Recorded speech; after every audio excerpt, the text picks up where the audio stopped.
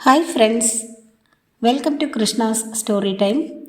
Krishna's story ടൈമിലൂടെ ഇന്നു മുതൽ രാമായണ കഥ കൂടി ഉൾപ്പെടുത്തുന്നു. കൃഷ്ണായനം കഴിഞ്ഞിട്ടില്ല. മിക്ക ദിവസങ്ങളിലും പതിവ് പോലെ കൃഷ്ണായനവും കേൾക്കാം. എങ്കിലും ഈ കർക്കിടക പുണ്യമാസത്തിൽ രാമായണം കൂടി നിങ്ങളുടെ മുന്നിലേക്ക് എത്തിക്കുന്നു കൃഷ്ണാസ് സ്റ്റോറി ടൈമിലൂടെ. സചിത്ര രാമായണം എന്ന ഈ പുസ്തകത്തിൻ്റെ രചയിതാവ് കെ മനോജ് കുമാർ ആണ്. പ്രസിദ്ധീകരണം സിസോ പബ്ലിഷേഴ്സ്, തിരുവനന്തപുരവും. കൃഷ്ണാസ് സ്റ്റോറി ടൈം എന്ന ഈ ചാനലിലേക്ക് ആദ്യമായി വിസിറ്റ് ചെയ്യുന്നവരും ഇതുവരെയും സബ്സ്ക്രൈബ് ചെയ്യാത്തവരുമെല്ലാം ഒന്ന് സബ്സ്ക്രൈബ് ചെയ്തുകൊണ്ട് വീഡിയോ കേൾക്കുക. നിങ്ങളുടെ ലൈക്ക്, ഷെയർ, കമൻറ്റ് എന്നിവ നൽകി ഈ ചാനലിനെ സപ്പോർട്ട് കൂടി ചെയ്യുക. സചിത്ര രാമായണം എന്ന ഈ പുസ്തകത്തിൻ്റെ പ്രാസാദകക്കുറിപ്പ് നമുക്കൊന്ന് കേൾക്കാം. ഒരു വാക്ക്: രാമായണത്തിന് ഒരു മുഖവുരയുടെ ആവശ്യമില്ല. വാത്മീകി മഹർഷി 7 കാണ്ഡങ്ങളിലായി നിർമ്മിച്ച രാമായണം നമ്മുടെ ആദികാവ്യമാണ്. പുരാവൃത്ത പരാമർശമായതുകൊണ്ട് ഇതിനെ ഇതിഹാസ കാവ്യമായി നമ്മൾ ബഹുമാനിക്കുന്നു. ഈ കാവ്യം ജാതി മതങ്ങൾക്ക് അതീതമാണ്. ഭാരതീയ സംസ്കാരത്തിൻ്റെ അടിവേരുകൾ രാമായണത്തിലാണ് പതിഞ്ഞിരിക്കുന്നത്. രാമകഥ പലരും കാവ്യരൂപത്തിലാക്കിയിട്ടുണ്ട്. എന്നാൽ അവയേക്കാളെല്ലാം മഹത്തരമായത് വാത്മീകി രചിച്ച രാമായണമാണ്.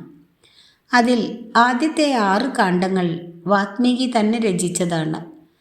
7ാമത്തെ കാണ്ഡമായ ഉത്തരകാണ്ഡം മറ്റാരോ രചിച്ചതാണെന്ന് പരക്കെ വിശ്വസിക്കപ്പെടുന്നു.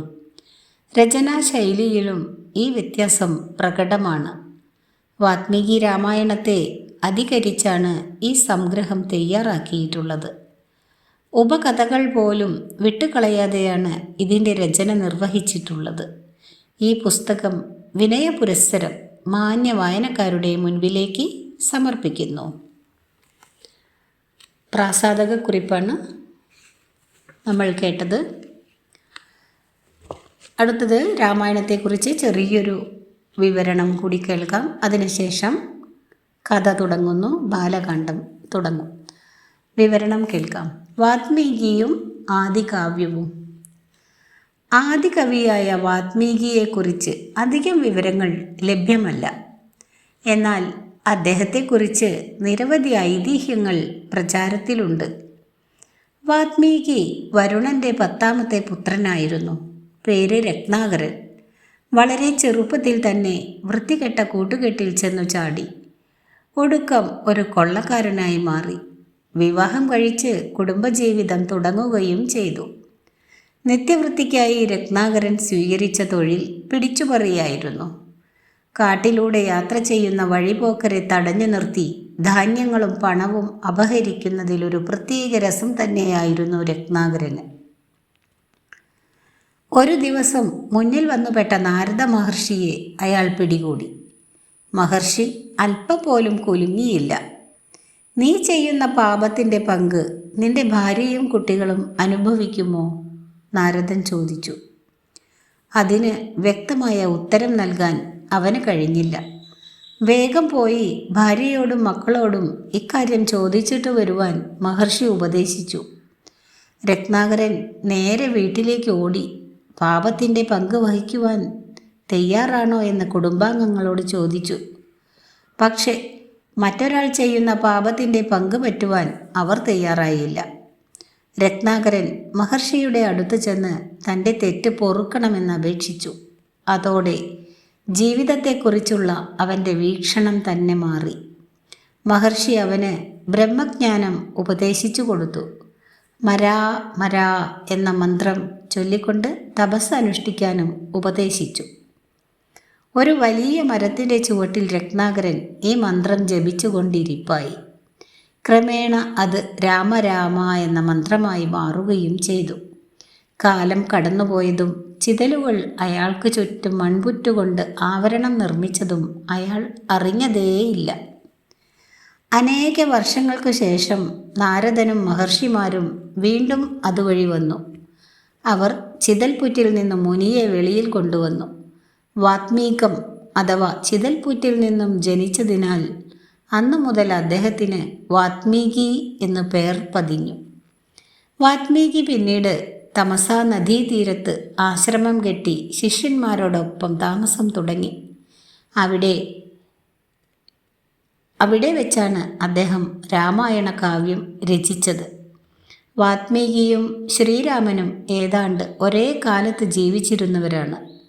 വനവാസകാലത്ത് ശ്രീരാമൻ വാൽമീകിയുടെ ആശ്രമവും സന്ദർശിച്ചിരുന്നു. ഉത്തരരാമായണത്തിൽ പറയുന്നത് പോലെ പരിത്യക്തയായ സീത വാത്മീകിയുടെ ആശ്രമത്തിലാണ് അഭയം തേടിയത്. ശേഷിച്ച കാലം സീത അവിടെയാണ് കഴിച്ചുകൂട്ടിയത്. അവിടെ വെച്ചാണ് ലവകുശന്മാരുടെ ജനനവും. ഇങ്ങനെ പലതരത്തിലും വാൽമീകിയുടെ ജീവിതം രാമനുമായി ബന്ധപ്പെട്ടിരിക്കുന്നു. ഒരുപക്ഷെ ഇതായിരിക്കാം രാമകഥ രചിക്കുവാൻ മഹർഷിക്ക് കൂടുതൽ പ്രചോദനം നൽകിയത്.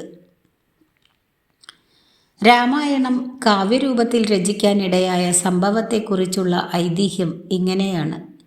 ഒരിക്കൽ ശിഷ്യന്മാരോടൊത്ത് വാത്മീകി മഹർഷി തമസാ നദിയിൽ സ്നാനത്തിനായി പോവുകയായിരുന്നു.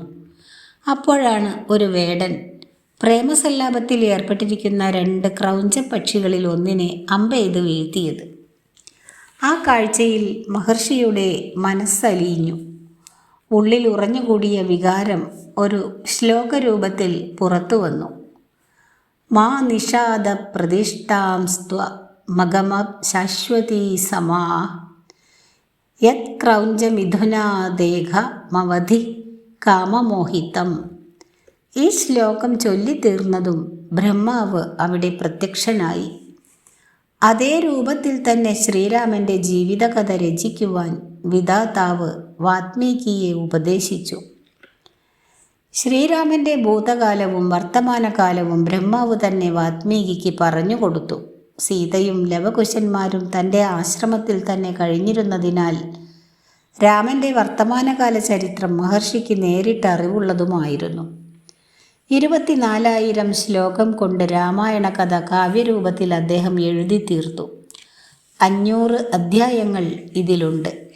ബാലകാണ്ഡം, അയോധ്യാകാണ്ഡം, ആരണ്യകാണ്ഡം, കിഷ്കിന്ധാകാണ്ഡം, സുന്ദരകാണ്ഡം, യുദ്ധകാണ്ഡം, ഉത്തരകാണ്ഡം എന്നിങ്ങനെ 7 കാണ്ഡങ്ങളായാണ് രാമകഥ രചിച്ചിരിക്കുന്നത്.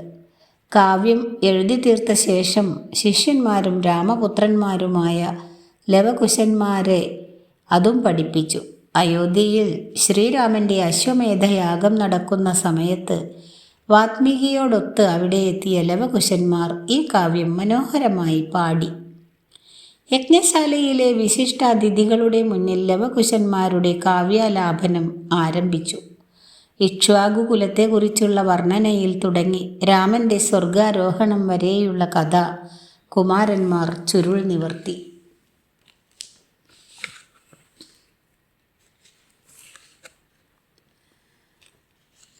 ഇനി നമുക്ക് കഥയിലേക്ക് കടക്കാം. ബാലകാണ്ഡം.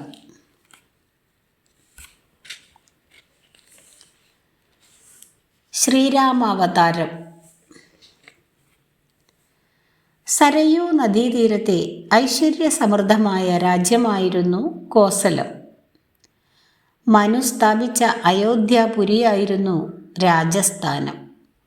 രാജ്യം ഭരിച്ചിരുന്നത് ത്രിലോകപ്രശസ്തനായ ദശരഥ മഹാരാജാവായിരുന്നു. 8 ദിക്കുകളിലേക്കും മുകളിൽ ആകാശത്തേക്കും താഴെ പാതാളത്തിലേക്കും തേരോടിച്ച് യുദ്ധം ചെയ്ത് വിജയിച്ചതിനാലാണ് ദശരഥന് ആ പേരു ലഭിച്ചത്.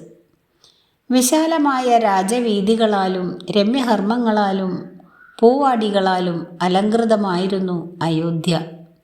നഗരത്തിന് ചുറ്റും പ്രത്യേകമായി നിർമ്മിച്ച കിടങ്ങുകളും അമ്പരചുംബികളായ കോട്ടകളും അയോധ്യയെ ശത്രുക്കളിൽ നിന്നും പരിരക്ഷിച്ചു പോന്നു. ആരാലും ആക്രമിച്ച് കീഴടക്കാനാവാത്തത് എന്ന അർത്ഥത്തിലാണ് അയോധ്യയ്ക്ക് ആ പേരു തന്നെ ലഭിച്ചത്. ധർമ്മിഷ്ഠരായ സൂര്യവംശ രാജാക്കന്മാരുടെ ഭരണത്തിൻ കീഴിൽ അയോധ്യയുടെ നാമം ലോകമെങ്ങും കേൾവിപ്പെട്ടു. സൂര്യവംശ രാജാക്കന്മാരിൽ പ്രശസ്തി പെറ്റവനായിരുന്നു ദിലീപൻ. അദ്ദേഹത്തിൻ്റെ പുത്രനായിരുന്നു രഘു.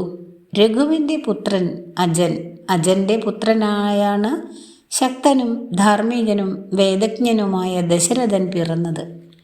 ഭാരതത്തിൻ്റെ 8 ദിക്കുകളിൽ നിന്നും സാമന്ത രാജാക്കന്മാർ കാഴ്ചദ്രവ്യങ്ങളുമായി അദ്ദേഹത്തെ കാണാൻ വരിക സാധാരണമായിരുന്നു. ദശരഥ മഹാരാജാവ് ദേവന്മാർക്ക് വേണ്ടി നിരവധി യുദ്ധങ്ങൾ നടത്തി വിജയിച്ചു. അതിൻ്റെ ഫലമായി അദ്ദേഹം ദേവേന്ദ്രനുമായി ഉറ്റ സൗഹൃദത്തിലുമായിരുന്നു. അദ്ദേഹത്തിൻ്റെ പ്രജകളാകട്ടെ രാജ്യഭക്തിയുള്ളവരും ധർമ്മിഷ്ഠരും വിക്രമശാലികളുമായിരുന്നു. ദേവകൾക്ക് പോലും അസൂയ തോന്നത്തക്ക രീതിയിൽ ഐശ്വര്യസമൃദ്ധമായിരുന്നു കോസലം. അയോധ്യ നഗരമാകട്ടെ അമരാവതിക്കൊപ്പം സർവ്വ ഐശ്വര്യങ്ങളും നിറഞ്ഞതുമായിരുന്നു. വസിഷ്ഠനും വാമദേവനും രാജാവിന് ഗുരുസമാനരായ മുഖ്യ പുരോഹിതന്മാരായിരുന്നു. നീതിമാന്മാരായ 8 മന്ത്രിമാരിൽ സുമന്ത്രർ ആയിരുന്നു പ്രമുഖൻ. സമൃദ്ധിയുടെ വിളനിലമായിരുന്നു കോസലമെങ്കിലും ദശരഥ മഹാരാജാവ്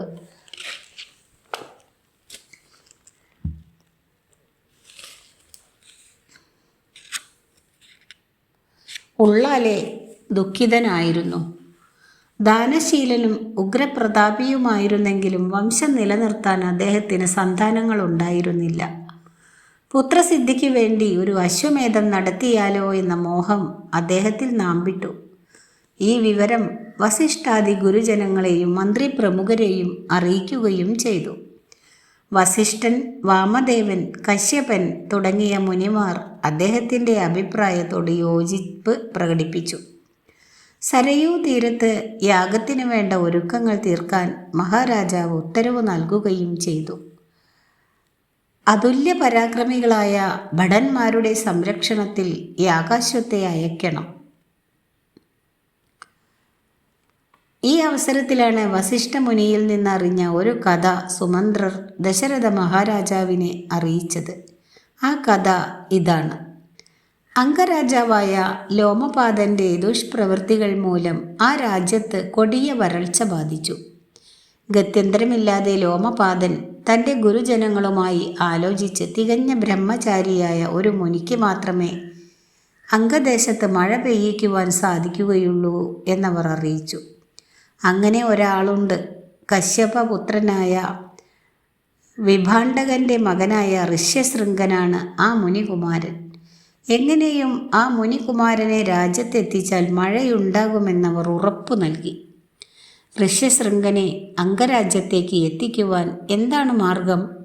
വനത്തിൽ കഴിയുന്ന ഋഷ്യശൃംഗൻ തന്നെയല്ലാതെ മനുഷ്യവംശത്തിലെ ആരെയും കാണാൻ വിഭാണ്ഡക മുനി അനുവദിച്ചിരുന്നില്ല. ഇക്കാര്യം മനസ്സിലാക്കിയ ലോമപാദൻ ഋഷ്യശൃംഗനെ വശീകരിച്ചു കൊണ്ടുവരുവാൻ നിപുണകളായ ദാസിമാരെ വിഭാണ്ഡകൻ്റെ ആശ്രമത്തിലേക്ക് അയച്ചു. വിഭാണ്ഡകൻ ഇല്ലാത്ത തക്കത്തിൽ സുന്ദരിമാരായ ദാസിമാർ ആശ്രമത്തിലെത്തി ഋഷ്യശൃംഗനുമായി സൗഹൃദം സ്ഥാപിച്ചു. ഈ തന്ത്രം പല നാൾ തുടർന്നു. ഓരോ തവണയും ദാസിമാർ തന്നെ വിട്ടു പോകുമ്പോൾ എന്തോ നഷ്ടമാകുന്നതായി ഋഷ്യശൃംഗന് തോന്നി തുടങ്ങി. അവരെ പിരിഞ്ഞിരിക്കാൻ കഴിയാത്ത അവസ്ഥ ആ മുനികുമാരനിൽ ഉണ്ടായി. ദാസിമാർ ഈ അവസരം വിനിയോഗിച്ച് തന്ത്രത്തിൽ അവനെ നാട്ടിലേക്ക് ആനയിച്ചു. ഋഷ്യശൃംഗൻ അംഗദേശത്ത് കാൽ കുത്തിയതോടെ ഇന്ദ്രൻ പ്രസാദിച്ച് മഴ പെയ്യിക്കുകയും ചെയ്തു. സന്തോഷഭരിതനായ രാജാവ് സ്വപുത്രിയായ ശാന്തയെ ഋഷ്യശൃംഗന് ദാനം ചെയ്തു. ഇക്കഥ പറഞ്ഞ ശേഷം സുമന്ത്രർ ഒരു കാര്യം കൂടി സൂചിപ്പിച്ചു. ദേവയുഗത്തിൽ സനൽകുമാരൻ അരുളി ചെയ്തിട്ടുണ്ട്, ഇക്ഷ്വാകു വംശജനായ ദശരഥന് പുത്രലാഭത്തിനായി ഋഷ്യശൃംഗൻ യജ്ഞം നടത്തും. അതിൻ്റെ ഫലമായി അദ്ദേഹത്തിന് പരാക്രമികളായ 4 പുത്രന്മാർ ജനിക്കും. ഈ വിവരം അറിഞ്ഞതോടെ ദശരഥ മഹാരാജാവിൻ്റെ മുഖം കൂടുതൽ പ്രകാശമാനമായി. അദ്ദേഹത്തിൻ്റെ മനസ്സ് ആഹ്ലാദം കൊണ്ട് വീർപ്പുമുട്ടി. വസിഷ്ഠമുനിയുടെ ഉപദേശപ്രകാരം സൈന്യസമേതനായി അദ്ദേഹം അംഗദേശത്തെത്തി ഋഷ്യശൃംഗനെ ആദരിച്ചാനയിച്ചു. അതിഥി പൂജയിൽ തൽപരരായ അയോധ്യ നിവാസികൾ ആഡംബരത്തോടെ മുനികുമാരനെ സ്വീകരിച്ചു. രാജകുടുംബത്തിൻ്റെ ആതിഥ്യത്തിൽ ഋഷ്യശൃംഗൻ സംപ്രീതനായി. യാഗത്തിനു വേണ്ട ഒരുക്കങ്ങൾ പൂർത്തിയാക്കാൻ ഋഷ്യശൃംഗൻ മഹാരാജാവിനോട് അഭ്യർത്ഥിച്ചു. രാജാവിൻ്റെ ഇംഗിതമനുസരിച്ച് മുഖ്യ ഗുരുവായ വസിഷ്ഠ മഹർഷിയെ യജ്ഞത്തിൻ്റെ മുഴുവൻ ചുമതലയും ഏൽപ്പിക്കുകയും ചെയ്തു. ഭാരതവർഷത്തിലെ എല്ലാ രാജാക്കന്മാരെയും യജ്ഞത്തിലേക്ക് ക്ഷണിക്കാനായി മന്ത്രി സുമന്ത്രർ തന്നെ യാത്രയായി. സരയുവിൻ്റെ തീരത്ത് പ്രത്യേകം തയ്യാറാക്കിയ യജ്ഞശാലയിൽ വസിഷ്ഠ ബ്രഹ്മർഷിയുടെ നേതൃത്വത്തിൽ ഋഷ്യശൃംഗനെ മുൻനിർത്തി യാഗകർമ്മങ്ങൾ ആരംഭിച്ചു. യജ്ഞശാലയിൽ നിന്ന് യാഗാശ്വം യാത്രയായി. ദശരഥൻ പത്നി സമേതനായി ദീക്ഷ കൊണ്ടു. ഒരു സംവത്സരം കഴിഞ്ഞപ്പോൾ യാഗാശ്വം വിജയശ്രീ ലാളിതനായി മടങ്ങിയെത്തി. പുരോഹിതന്മാർ സാമമന്ത്രത്താൽ ദേവന്മാരെ ആവാഹിച്ച് ഹോമം ആരംഭിച്ചു. 21 യൂപങ്ങൾ യജ്ഞവേദിയിൽ സ്ഥാപിച്ചു. യാഗാശ്വത്തെയും 300 പശുക്കളെയും ആ യൂപങ്ങളിൽ ബന്ധിച്ചു. മഹാരാജാവിൻ്റെ പട്ടമഹിഷി കൗസല്യാദേവി ലക്ഷണമൊത്ത ആ കുതിരയെ പരിചരിച്ച് പ്രദക്ഷിണം വെച്ചു. പിന്നീട് പ്രാർത്ഥനയോടെ ആ കുതിരയെ 3 വാളുകളാൽ വെട്ടി. ആചാരപ്രകാരം കുതിരയുടെ അവയവങ്ങൾ അഗ്നിയിൽ ഹോമിച്ചു. ഋത്തിക്കുകൾക്ക് ദാനം നൽകി അവരെ സംപ്രീതരാക്കി. ബ്രാഹ്മണ വര്യന്മാർ രാജാവിനെ അനുഗ്രഹിച്ചു. യാഗാനന്തരം ദശരഥ മഹാരാജാവ് പുത്രലാഭത്തിനായി തന്നെ അനുഗ്രഹിക്കണമെന്ന് ഋഷ്യശൃംഗനോട് അപേക്ഷിച്ചു. അങ്ങനെയെങ്കിൽ വംശവർദ്ധനയ്ക്കായി പുത്രകാമേഷ്ടി നടത്തണമെന്ന് ഋഷ്യശൃംഗൻ മഹാരാജാവിനെ ഉപദേശിച്ചു. മുനിയുടെ ഉപദേശപ്രകാരം വേദാനുസാരം പുത്രകാമേഷ്ടി ആരംഭിച്ചു. ഇതേ സമയത്തു തന്നെ ദേവഗന്ധർവന്മാർ ഒന്നാകെ ബ്രഹ്മാവിനെ ചെന്ന് കണ്ട് തങ്ങളെ ദീർഘകാലമായി അലട്ടുന്ന ഒരു സങ്കടം ഉണർത്തിക്കുകയായിരുന്നു. ഭഗവാൻ രാവണൻ എന്ന ഒരു രാക്ഷസേശ്വരൻ അവിടുന്ന് നൽകിയ വരങ്ങളാൽ അഹങ്കാരിയായി ഇരിക്കുകയാണ്. അവൻ 3 ലോകങ്ങളെയും ആക്രമിക്കുന്നു. സ്വർഗാധിപനായ ഇന്ദ്രനെ പോലും അവൻ വെറുതെ വിടുന്നില്ല. യാഗകർമ്മങ്ങൾക്ക് തടസ്സമുണ്ടാക്കുക എന്നത് രാവണാദി രാക്ഷസന്മാരുടെ പ്രധാന വിനോദമാണ്. യാഗശാലകൾ ആക്രമിക്കുക, രക്തവും മാംസവും വർഷിച്ച് യാഗഭൂമികൾ അശുദ്ധമാക്കുക തുടങ്ങിയ ഹീന പ്രവൃത്തികളിൽ അവർ മുഴുകിക്കൊണ്ടിരുന്നു. യാഗങ്ങൾ മുടങ്ങുന്നതുകൊണ്ട് ഭൂമിയിൽ പലയിടത്തും മഴ പോലും വേണ്ടവിധം ലഭിക്കാതെയായിരിക്കുന്നു. സൂര്യചന്ദ്രന്മാർ പോലും അവന് ദാസ്യവൃത്തി ചെയ്യാൻ നിർബന്ധിതരാകുകയാണ്. അവനെ നിഗ്രഹിക്കുവാൻ അങ്ങൊരു മാർഗം കണ്ടെത്തണം. അല്പനേരത്തെ ആലോചനയ്ക്ക് ശേഷം ബ്രഹ്മാവ് മറുപടി കൊടുത്തു. രാവണൻ ആവശ്യപ്പെട്ടതനുസരിച്ച് അവന് ദേവന്മാരിൽ നിന്നോ അസുരന്മാരിൽ നിന്നോ ഗന്ധർവന്മാരിൽ നിന്നോ മരണം സംഭവിക്കുകയില്ലെന്ന് ഞാൻ വരം നൽകിയിട്ടുണ്ട്. എന്നാൽ ഒരു മനുഷ്യനിൽ നിന്ന് അവന് മരണം സംഭവിക്കാം. ഈ സമയം അവിടെ പ്രത്യക്ഷനായ മഹാവിഷ്ണുവിനോട് ദേവേന്ദ്രൻ തങ്ങളുടെ സങ്കടം അറിയിച്ചു. ഭൂമിയിൽ മനുഷ്യനായി പിറന്ന രാവണനെ നിഗ്രഹിക്കാം എന്ന മഹാവിഷ്ണു ദേവന്മാർക്ക് വാക്കു നൽകി. പുത്രകാമേഷ്ടി നടത്തുന്ന ദശരഥൻ്റെ പുത്രനായി അവതരിച്ച് രാവണനെ കുലത്തോടുകൂടി നശിപ്പിച്ചു കൊള്ളാമെന്ന് അദ്ദേഹം അവരെ ആശ്വസിപ്പിച്ചു. സംതൃപ്തരായ ദേവന്മാർ മഹാവിഷ്ണുവിനെ സ്തുതിച്ചു. ഇതേസമയം പുത്രകാമേഷ്ടി നടക്കുന്ന യാഗശാലയിൽ അപൂർവവും അത്ഭുതകരവുമായ ഒരു ദൃശ്യമുണ്ടായി. ഹോമാഗ്നിയിൽ നിന്ന് അതുല്യ ശോഭയാർന്ന ഒരു ദിവ്യപുരുഷൻ പ്രത്യക്ഷനായി. തേജസ്സിൻ്റെ പ്രത്യക്ഷ രൂപമായ ആ ദേവൻ ഒരു സ്വർണപാത്രം കയ്യിൽ പിടിച്ചിട്ടുണ്ടായിരുന്നു. അദ്ദേഹം ദശരഥ മഹാരാജാവിനോട് പറഞ്ഞു, മഹാരാജാവേ, പ്രജാപതി ദേവൻ്റെ ദൂതനാണ് ഞാൻ. ഭക്തിയോടെ അങ്ങ് ചെയ്ത പൂജ ദേവന്മാരെ പ്രീതിപ്പെടുത്തി. ഈ സ്വർണപാത്രത്തിൽ ദേവനിർമ്മിതമായ പായസമാണുള്ളത്. ഇത് അങ്ങയുടെ അനുരൂപകളായ പത്നിമാർക്ക് കൊടുത്താൽ അങ്ങയ്ക്ക് വംശകരന്മാരായ പുത്രന്മാർ ജനിക്കും. ആഹ്ലാദഭരിതനായ രാജാവ് അഗ്നിക്ക് വലം വെച്ച് പാത്രം ഏറ്റുവാങ്ങി. അങ്ങനെ യജ്ഞകർമ്മങ്ങൾ സമങ്കളം പൂർത്തിയാവുകയും ആ തേജസ് അപ്രത്യക്ഷമാകുകയും ചെയ്തു. ആനന്ദാശ്രുക്കളോടെ ദശരഥൻ കൊട്ടാരത്തിലെത്തി. പകുതി പായസം കൗസല്യയ്ക്കും ബാക്കി പകുതി കൈകേയിക്കും നൽകി. തങ്ങൾക്ക് ലഭിച്ച പായസത്തിൽ പകുതി വീതം ഇരുവരും സുമിത്രയ്ക്കും നൽകി. ഇങ്ങനെ ദേവനിർമ്മിതമായ പായസം കഴിച്ച ദശരഥ പത്നിമാരിൽ ഗർഭലക്ഷണങ്ങൾ കണ്ടു തുടങ്ങി. ദിവസങ്ങൾ കഴിയവേ ഒറ്റ നോട്ടത്തിൽ തന്നെ സന്തോഷം നൽകുന്ന ആകൃതിമാറ്റം അവരിൽ ദൃശ്യമായി. കാണെ കാണെ വളർന്നു വരുന്ന ഉദരങ്ങൾ ദശരഥന് അമിതമായ സന്തോഷം നൽകി. പുത്രകാമേഷ്ടി കഴിഞ്ഞ് ഋതുക്കൾ 6 കടന്നുപോയി. എങ്ങും ഉല്ലാസം കളിയാടുന്ന വസന്തം പ്രകൃതിയെ അനുഗ്രഹിച്ചു. ചൈത്രമാസം, വെളുത്ത പക്ഷം, നവമി തീയതി, പുണർദം നക്ഷത്രം, സകല ലോക നിയന്ത്രാവായ മഹാവിഷ്ണുവിൻ്റെ അർദ്ധാംശമായ ശ്രീരാമകുമാരനെ കൗസല്യാദേവി പ്രസവിച്ചു. എല്ലാ ലക്ഷണങ്ങളുമൊത്ത കുമാരനെ കണ്ട് കൗസല്യ സന്തോഷഭരിതയായി. മഹാവിഷ്ണുവിൻ്റെ 4/1 ഭാഗം ശക്തിയാർജിച്ച ഭരതൻ പൂയം നക്ഷത്രത്തിൽ ജനിച്ചു. ലക്ഷ്മണ ശത്രുഘ്നന്മാർ സുമിത്രാനന്ദനന്മാരായി ആയില്യം നാളിലും പിറന്നു.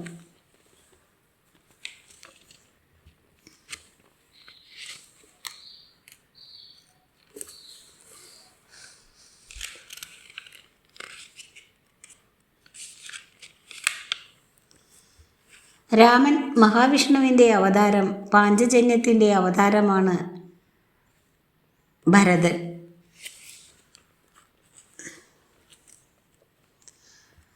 അനന്തൻ ലക്ഷ്മണനായും സുദർശന ചക്രം ശത്രുഘ്നനായും അവതരിച്ചു. 12-ാം നാൾ വസിഷ്ഠൻ അവർക്ക് പേരിടൽ കർമ്മങ്ങൾ ചെയ്തു. മഹാവിഷ്ണുവിൻ്റെ നിർദ്ദേശാനുസരണം ബ്രഹ്മാവ്, ഇന്ദ്രൻ, സൂര്യൻ, അഗ്നി, വരുണൻ, വായു തുടങ്ങിയ മറ്റ് ദേവന്മാരുടെ അംശങ്ങളായി 1000കണക്കിന് വാനരന്മാർ കിഷ്കിന്ധാവനത്തിൽ ജനിച്ചു. ബ്രഹ്മാവ് ജാംബവാനായും, സൂര്യൻ സുഗ്രീവനായും, ഇന്ദ്രൻ ബാലിയെയും, അഗ്നി നീലനെയും, വായു ഹനുമാനെയും, വരുണൻ സുഷേണനെയും ജനിപ്പിച്ചു. ഇവർ ബാലി സുഗ്രീവന്മാരുടെ നേതൃത്വത്തിൽ വനത്തിൽ വളർന്നു. ഇങ്ങനെ നരവാനരന്മാരായി പിറന്നവർക്ക് തങ്ങളിൽ ദേവാംശമുണ്ടെന്ന അറിവ് ഉണ്ടാവരുതെന്ന് മഹാവിഷ്ണുവിന് നിർബന്ധമുണ്ടായിരുന്നു. ആ അറിവ് തങ്ങളുടെ അവതാരോദ്ദേശം പൂർത്തിയാക്കുന്നതിന് തടസ്സമാകുമെന്ന് അദ്ദേഹം സംശയിച്ചു. അതിനാൽ ഭൂമിയിലെ ജീവിതകാലം അത്രയും മനുഷ്യൻ്റെ സുഖദുഃഖങ്ങൾ അനുഭവിച്ച് തന്നെ അവർ കഴിയണമെന്ന് അദ്ദേഹം നിശ്ചയിക്കുകയും ചെയ്തു.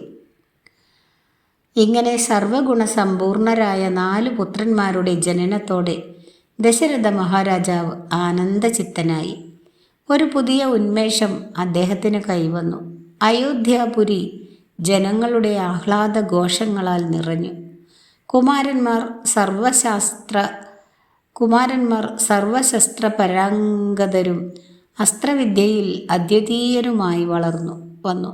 പായസം നൽകിയത് ഒരു പ്രത്യേക തരത്തിലാകയാലാവാം കുമാരന്മാർ തമ്മിലുള്ള യോജിപ്പിലും ചില സവിശേഷതകൾ കാണപ്പെട്ടു. കൗസല്യയ്ക്ക് ലഭിച്ച പായസത്തിൻ്റെ പകുതി സുമിത്രയ്ക്ക് കൊടുത്തു. കൈകേയിയും പകുതി പായസം സുമിത്രയ്ക്ക് നൽകി.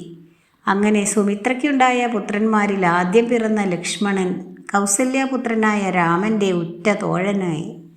രണ്ടാമത് പിറന്ന ശത്രുഘ്നൻ കൈകേയി പുത്രനായ ഭരതൻ്റെ കൂട്ടുപിരിയാതെ വളർന്നു.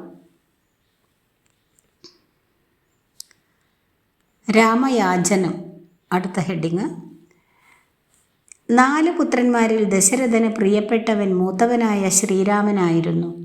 4 പേരും സദ്ഗുണസമ്പന്നരും വീരപരാക്രമികളും പ്രജാഹിതമറിയുന്നവരുമായിരുന്നു. ആന, കുതിര, തേര് എന്നിവയേറി പടയ്ക്കെത്താൻ അവർ അതിസമർത്ഥരായിരുന്നു. ധനുർവേദത്തിൽ അവർ അദ്വിതീയരുമായിരുന്നു. നന്നേ ചെറുപ്പം മുതൽക്കേ ശ്രീരാമചന്ദ്രന്മാരോടൊന്നിച്ച് ലക്ഷ്മണനെ കാണുവാൻ കഴിയൂ. ഏതിനും അവർ ഒരുമിച്ചായിരിക്കും. അതേപോലെ ഭരതനും ശത്രുഘ്നനും കൂട്ടുപിരിയാതെ വളർന്നു. ശ്രീരാമൻ വേട്ടയ്ക്ക് കുതിരപ്പുറത്തേറിയാൽ സഹായത്തിന് ലക്ഷ്മണൻ ഓടിയെത്തുകയായി. വില്ലേന്തി കൂടെ എത്തുന്ന ലക്ഷ്മണനോട് ശ്രീരാമന് അതുകൊണ്ട് തന്നെ പ്രത്യേക വാത്സല്യവും ഉണ്ടായിരുന്നു. മഹത്വവും പരാക്രമവും ഒത്തിണങ്ങിയ ആ കുമാരന്മാർ ദശരഥ മഹാരാജാവിന് അതിരറ്റ ആഹ്ലാദമാണ് നൽകിയിരുന്നത്. ശ്രീരാമൻ്റെയും മറ്റും വിവാഹം മംഗളമായി നടത്തി കൊടുക്കേണ്ടതെങ്ങനെയെന്ന് ആലോചിച്ചു കൊണ്ടിരിക്കെ മഹാരാജാവിൻ്റെ മുന്നിൽ ഒരു ദ്വാരപാലകൻ ഓടി വന്ന് വിശ്വാമിത്ര മഹർഷി ഗോപുരത്തിലെത്തിയിരിക്കുന്നുവെന്നറിയിച്ചു. മഹർഷിവര്യൻ്റെ പേർ കേട്ടതും മഹാരാജാവ് ഇരിപ്പിടത്തിൽ നിന്നും ഞെട്ടി എണീറ്റു. പുരോഹിതന്മാരുമായി ഉത്തരക്ഷണം ഗോപുരം നടയിലെത്തി. ദേവേന്ദ്രൻ ബ്രഹ്മാവിനെ എന്ന പോലെ രാജാവ് മഹർഷിയെ ആദരിച്ച് ആനയിച്ചു. മഹാരാജാവേ, ദേവന്മാർക്കും മനുഷ്യർക്കും വേണ്ടതൊക്കെ അങ്ങ് നൽകുന്നില്ലേ? വിശ്വാമിത്ര മഹർഷി ചോദിച്ചു. തുടർന്ന് ഓരോരുത്തരോടായി കുശലാന്വേഷണവും നടത്തി. മഹാരാജാവ് മഹർഷിയെ വാഴ്ത്തി. ഭഗവാനെ, മരുഭൂമിയിൽ പെയ്യുന്ന മഴ പോലെ അങ്ങയുടെ വരവ് ഞങ്ങൾക്ക് സന്തോഷം നൽകുന്നു. എനിക്ക് ചെയ്തു തരുവാൻ കഴിയുന്നതെല്ലാം അങ്ങയ്ക്കായി ചെയ്തു തരാം. അങ്ങയുടെ പാദസ്പർശത്താൽ ഈ രാജധാനി പാവനമായി തീർന്നു. അങ്ങയെ കണ്ടതു തന്നെ പുണ്യമാണ്. അങ്ങ് ആഗ്രഹിക്കുന്നതെന്തും പറയൂ, അത് ഞാൻ സാധിച്ചു തരാം. വിശ്വാമിത്രൻ മഹാരാജാവിൻ്റെ വാക്കുകൾ കേട്ട് സന്തുഷ്ടനായി. വസിഷ്ഠൻ്റെ ശിഷ്യന് യോജിച്ച തരത്തിലുള്ള മറുപടിയാണ് ദശരഥൻ പറഞ്ഞതെന്ന് വിശ്വാമിത്രൻ അരുളി ചെയ്തു. എന്താവശ്യപ്പെട്ടാലും അത് ചെയ്തു തരാമെന്ന് അങ്ങ് വാക്കു തന്നല്ലോ. എനിക്കിപ്പോൾ ഹോമങ്ങൾ നടത്താൻ കഴിയുന്നില്ല. സുബാഹു, മാരീചൻ എന്നീ രാക്ഷസന്മാർ യജ്ഞശാലയെ അശുദ്ധമാക്കുകയാണ്. എൻ്റെ മനസ്സ് മടുത്തിരിക്കുന്നു. അനേകം തവണ ഇത് ആവർത്തിച്ചിട്ടുണ്ട്. ഞാനാകട്ടെ ശപിക്കുവാൻ പാടില്ലാത്ത ഒരു വ്രതത്തിലാണു താനും. അങ്ങയുടെ പ്രിയപുത്രൻ എന്നോടൊരുമിച്ച് പോരട്ടെ. രാമന് മാത്രമേ രാക്ഷസന്മാരെ നേരിടുവാനുള്ള കെൽപ്പുള്ളൂ. അതോടെ രാമന് യശസ് ലഭിക്കുകയും ചെയ്യും. ഉണ്ണിക്ക് ഈ രാക്ഷസന്മാർ നിസ്സാരമാണ്. ഇക്കാര്യത്തിൽ അനാവശ്യമായ പുത്രവാത്സല്യം അങ്ങ് കാണിക്കരുത്. എനിക്കും വസിഷ്ഠ മഹർഷിക്കും രാമൻ്റെ ശക്തിയെക്കുറിച്ച് തപശക്തിയാൽ അറിയാൻ കഴിഞ്ഞിട്ടുണ്ട്. അങ്ങയ്ക്ക് ധർമ്മവും യശസ്സും സമ്പാദിക്കണമെന്നുണ്ടെങ്കിൽ രാമനെ എൻ്റെ കൂടെ അയക്കൂ. അങ്ങനെ വംശത്തിന് യശസ് സമ്പാദിക്കൂ. വിശ്വാമിത്രൻ്റെ അപേക്ഷ ദശരഥനെ അസ്വസ്ഥനാക്കി. ബോധം നശിച്ച ആ സാധു പിതാവ് സിംഹാസനത്തിലേക്ക് മറിഞ്ഞു വീണു. ബോധം തിരിച്ചു കിട്ടിയ മഹാരാജാവ് വിശ്വാമിത്രനെ നോക്കി വിലപിച്ചു. ഭഗവാനെ, 16 വയസ്സുപോലും തികയാത്ത കൊച്ചുകുട്ടിയാണ് രാമൻ. അവൻ ക്രൂര രാക്ഷസന്മാരോട് എങ്ങനെ യുദ്ധം ചെയ്യാനാണ്? അതുകൊണ്ട് വീരന്മാർ ഉൾക്കൊള്ളുന്ന എൻ്റെ സൈന്യത്തെ കൊണ്ടുപോയിക്കൊള്ളൂ. അമ്പും വില്ലുമെടുത്ത് ഞാൻ തന്നെ പട നയിച്ചു കൊള്ളാം. അവിടുത്തെ വ്രതത്തിന് ഭംഗം വരാതെ ഞങ്ങൾ കാത്തുകൊള്ളാം. എൻ്റെ രാമനെ കൊണ്ടുപോകരുതേ. അവനാണെങ്കിൽ അഭ്യാസങ്ങൾ കാര്യമായി അറിയില്ല. യുദ്ധം ചെയ്ത് പരിചയവുമില്ല.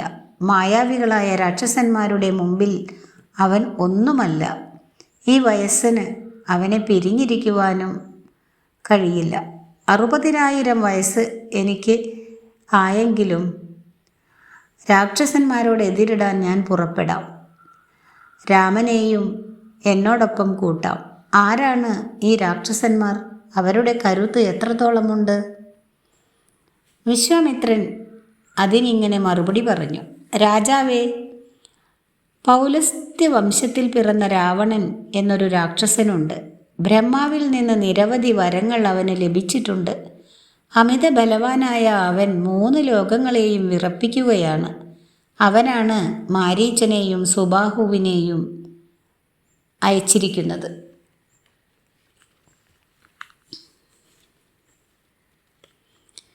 ഇത് കേട്ട് ദശരഥ മഹാരാജാവ് ഞെട്ടിപ്പോയി. മാമുനെ, ദശാസ്യനോട് എതിരിടാനുള്ള ശക്തി എനിക്കില്ല.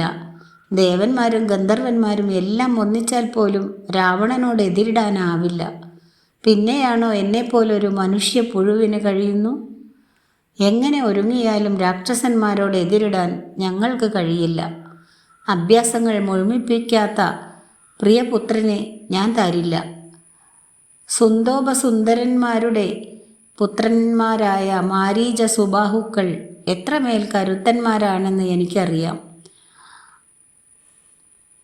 അവരിൽ ഒരാളോട് ഞാൻ സൈന്യസമേതം വന്ന് യുദ്ധം ചെയ്യാം. ഈ സംഭാഷണം വിശ്വാമിത്രനെ അരിശം കൊള്ളിച്ചു. മുൻകൂട്ടി വാക്കു തന്നിട്ട് പിന്മാറുന്നത് രഘുവംശത്തിന് യോജിച്ചതല്ലെന്ന് വിശ്വാമിത്രൻ കോപത്തോടെ പറഞ്ഞു. ഇത്രയും പറഞ്ഞ് അരമന വിട്ടു പോകുവാൻ എഴുന്നേറ്റു. 3 ലോകങ്ങളും ഇത് കണ്ട് ഭയപ്പെട്ടു. അപ്പോൾ വസിഷ്ഠ മഹർഷി ഇടപെട്ടു. 3 ലോകങ്ങളിലും വെച്ച് ധർമ്മിഷ്ഠനായ അവിടുന്ന് വാക്കുമാറാതെ സ്വന്തം ധർമ്മം ചെയ്യൂ. മാത്രമല്ല, വിശ്വാമിത്രൻ്റെ കീഴിലാവുമ്പോൾ അഭ്യാസമറിയാത്തവനും ശക്തനാണ്.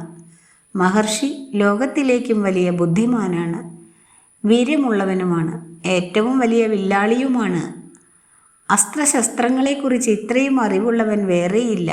വിശ്വാമിത്രൻ രാജാവായിരിക്കുമ്പോൾ ദേവന്മാരും മുനിമാരും അസുരഗന്ധർവ കിന്നരന്മാരും നാഗങ്ങളും എല്ലാ അസ്ത്രങ്ങളും അദ്ദേഹത്തിന് ദാനം ചെയ്തിട്ടുണ്ട്.